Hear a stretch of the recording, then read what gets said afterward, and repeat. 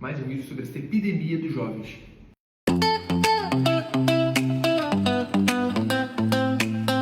Bem-vindos a mais um Papo de Aleco. Eu, Dr. Leonardo, aqui com a doutora Maria Neus com Asno, que vai falar com vocês sobre a terceira parte do vídeo sobre o HIV. A primeira parte foi sobre o aumento dessa endemia hoje dos jovens.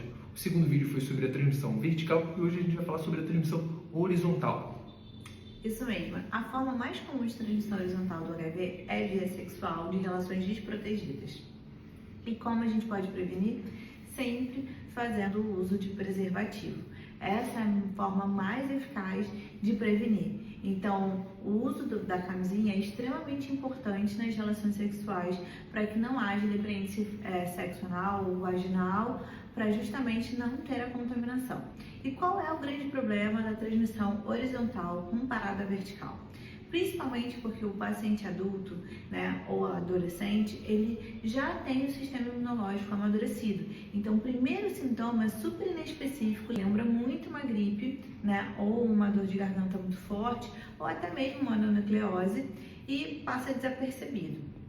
A segunda fase, que é a latência, o vírus ele vai se replicando lentamente. Então, a gente vai ter uma carga viral muito baixa e por isso a gente pode sim ter um potencial de transmissão, mas é bem menor do que quando a gente está numa fase mais aguda. Mas o mais importante da fase de latência, ela não tem sintomas, o paciente ele continua vivendo ali a sua rotina.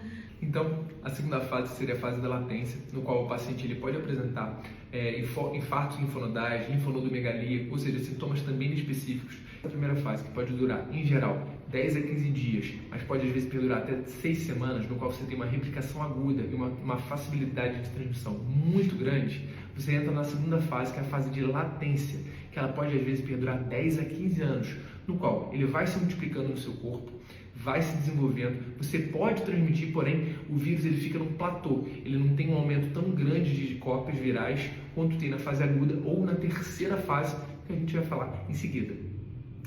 É isso mesmo, que aí seria uma fase onde o paciente já manifesta sintomas clínicos mais graves e geralmente ele sai do diagnóstico de HIV para o diagnóstico de AIDS ou SIDA, que seria a SIDA em português.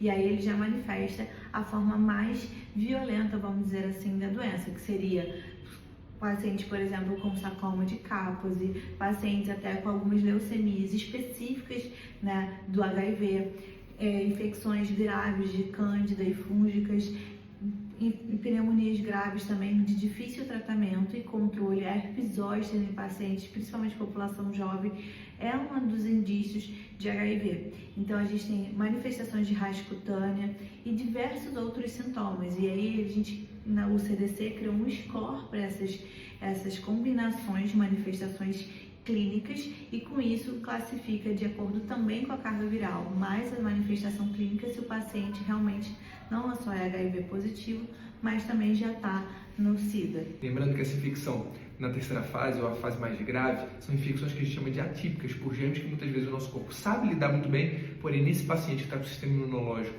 muito comprometido por conta do HIV, acaba tendo infecções graves. Exatamente, que a gente chama de infecções oportunistas.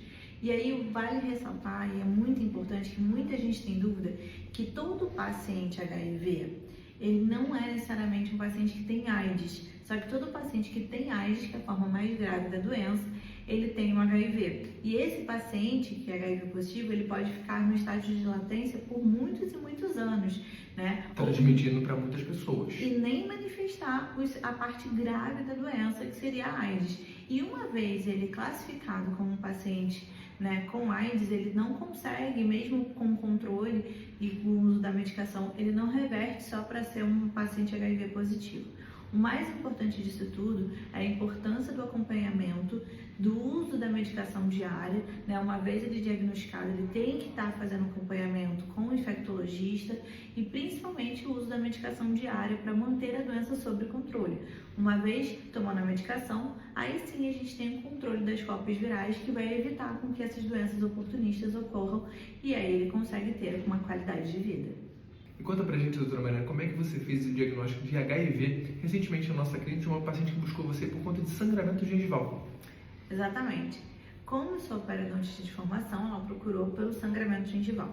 Mas na anamnese, quando a gente tem na nossa clínica uma anamnese completa, ela relatou alguns outros sintomas clínicos inespecíficos, mas principalmente eu vi, né, rachas cutâneas e algumas outras questões como a perda de fome, né, perda de apetite, emagrecimento e sede. E quando eu fui fazer o exame intraoral, eu vi lesões bem características, principalmente apresentando aumento de cópia viral, já que eu tenho experiência com HIV, que é o eritema linear gingival, que é muito característico dessa população, além de alguns sinais de cândida, né, sendo que a paciente não usava prótese, tinha uma boa higienização. Então esses dois sinais são bem característicos de quem está com HIV. E com isso, para eu poder realmente fechar o diagnóstico e encaminhar ela para o infectologista, eu solicitei diversos exames clínicos, inclusive, né, o exame de sangue anti-HIV, para entender se realmente essa paciente estava infectada. Mas eu já sabia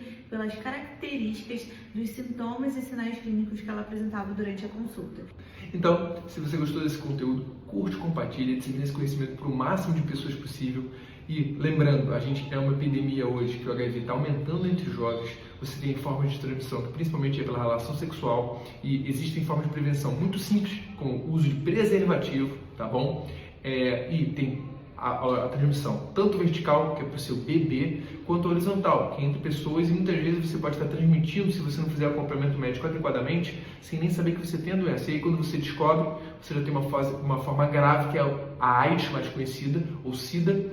E aí, meu amigo, infelizmente, não tem mais muito que a gente possa fazer para ajudar vocês. Por isso, o acompanhamento médico é fundamental.